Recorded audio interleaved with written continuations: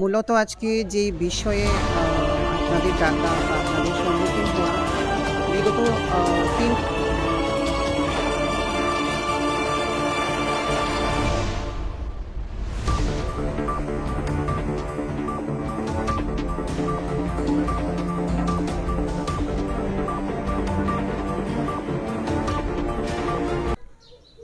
নমস্কার, আপনারা দেখছেন নিউজ অল টাইমস। আপনাদের সাথে এই মুহূর্তে একটি বিশেষ প্রতিবেদন নিয়ে রয়েছে আমি শ্রুষি। আমরা জানি আগরতলা পৌর নিগমের পক্ষ থেকে বিভিন্ন ওয়ার্ড এবং এলাকায় উন্নয়নের প্রকল্পে কিন্তু বেশ কিছু টাকা বরাদ্দ থাকে এবং সেই উন্নয়ন প্রকল্পকালে আমরা দেখতে পাই যে বিভিন্ন যে ওয়ার্ড বা এলাকা রয়েছে বা এখন আমাদের আগরতলা শহরে যে আবাসনগুলি রয়েছে সেগুলির পরিষ্কার পরিচ্ছন্নতা এবং বিভিন্ন কাজে সেগুলি প্রয়োগ করা হয়। এই মুহূর্তে ঠিক আমরা রয়েছি রাধানগর আবাসনে, আগরতলা একেবারেই রাজধানীমুখী রাধানগর আবাসনে, এবং সেখানকার একটি চিত্র আমরা তুলে ধরার চেষ্টা করছি। আমরা দেখতে পাই যে আগরতলা পৌর নিগম বিভিন্নভাবে বিভিন্ন কাজ তারা প্রতিনিয়ত করে চলছে। উচ্ছেদ অভিযান থেকে শুরু করে শহরকে স্মার্ট করার লক্ষ্যে বিভিন্ন কাজ করছে এবং ইতিমধ্যেই বিভিন্ন ওয়ার্ড এবং এলাকায় জনপ্রতিনিধি একজন থাকে, ওনাকে দায়িত্ব দেওয়া হয় সেই কাজগুলি করার জন্য এবং সেই কাজগুলি উন্নয়নমুখর করার জন্য ওনাকে সেই গার্ডিয়ান হিসেবে রাখা হয়। এই মুহূর্তে আমরা রাধানগর আবাসনে রয়েছি এবং যতটুকু জানা গেছে এই ওয়ার্ডের যিনি কর্পোরেটর রয়েছেন তিনি শান্তনা সাহা। উনি কী করছেন? বিগত 5 বছরের উপরে উনি দায়িত্বে রয়েছেন। আগরতলা শহরের যে পৌর নিগম এলাকা, সেই এলাকা রাধানগর আবাসন একেবারেই শহরমুখী। আমরা যারা ভিভিআইপি রোড বলে, ভিভিআইপি রোড সেই রোডটার এদিক দিয়ে যেতে হয়। যদি এদিক দিয়ে একজন পর্যটক যায় বা ত্রিপুরাতে অনেক মানুষ ঘুরতে আসেন, সেদিকে যদি লক্ষ্য করি যারা এদিক দিয়ে যায়, যদি এই জিনিসগুলো এদের চোখে পড়ে তাহলে ত্রিপুরা নিয়ে তাদের কি চিন্তা থাকবে, একটা প্রশ্ন রয়ে যায়। যিনি কর্পোরেটর মহোদয় রয়েছেন শান্তনা সাহা, উনি কী করছেন, ওনার কাজ কি রয়েছে আমরা দেখানোর চেষ্টা করব। যে ড্রেনগুলি রয়েছে, ড্রেনগুলি একেবারেই নোংরা নর্দমায় পরিপূর্ণ রয়েছে। উনি ওনার যে কর্তব্য, সে কর্তব্য ঠিকভাবে পালন করছে না। সেই হিসেবে আজ রাধানগর আবাসনে আমরা রয়েছে এবং সেখানকার যারা বাসিন্দা রয়েছেন এবং তাদের সাথে কথা বলার চেষ্টা করব। আপনাকে নিউজ অল টাইমসে স্বাগত জানাচ্ছি। কী কারণে আপনারা একত্রিত হয়েছেন আজকে? সর্বপ্রথম আপনাদেরকেও অনেক অনেক ধন্যবাদ যে আমাদের ডাকে সাড়া দিয়েছেন আপনারা।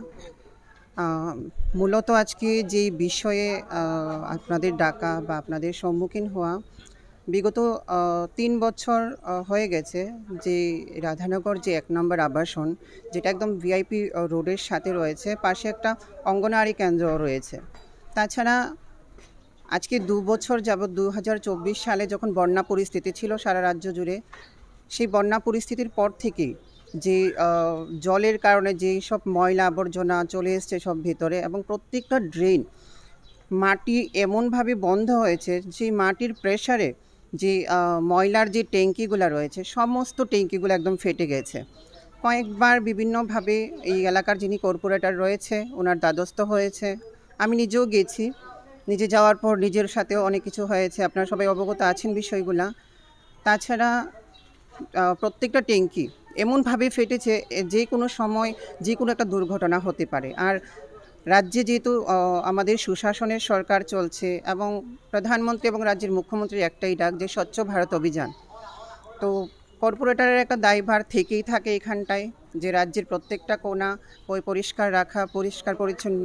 উনি যেহেতু একজন জনপ্রতিনিধি, ওনার প্রতিনিধিত্ব করা, জনগণের সেবা এবং মানুষের যেই বিষয়টা ওনার দৃষ্টিতে নিয়ে যাওয়া, সেইটাকে মানে সুফলিত করা। তো উনি যখনই যায় আমার সোসাইটির কোনো লোক, উনি বরাবর বলে উনি করতে পারবে না এগুলো নিজেরা করার জন্য। তো এই রকম যে নিম্ন মানসিকতার কথাবার্তার জন্য আজকে আপনারা দেখতে পেরেছেন যে কলের জায়গাটা যে কোনো সময় এখানে অনেক দিদিরা রয়েছে, প্রেগনেন্ট মহিলারা রয়েছে, কারণ বিকল্প নেই, কলে যেতেই হয়। বয়স্কর যে বয়স্কর আমার লোকজনরা রয়েছে, তারা যেতেই হয় বাধ্য হয়ে এই কলে। তো যে কোনো সময় দুর্ঘটনা হতে পারে। তো আজকের এই আপনাদের সাহায্যে আমি রাজ্যের মুখ্যমন্ত্রীর দৃষ্টি আকর্ষণ করতে চাই যে যা হচ্ছে ঠিক হচ্ছে না। কারণ উনি গেটের সামনে একদিন দাঁড়িয়ে বলে গেছে এই সোসাইটির উনি কোনো কাজ করবে না। এটা আপনারা এভিডেন্স স্বরূপ সোসাইটির প্রত্যেক থেকে জানতে পারেন। তো তো এইভাবে তো হয় না। রাজ্যের যেহেতু একটা ওয়ার্ডের প্রতিনিধি, রাজ্যের মুখ্যমন্ত্রী, ওয়ার্ডের প্রতিনিধি কর্পোরেটর, তো আমাদের বাধ্য হয়ে যেতে হয় ওনাদেরই কাছে।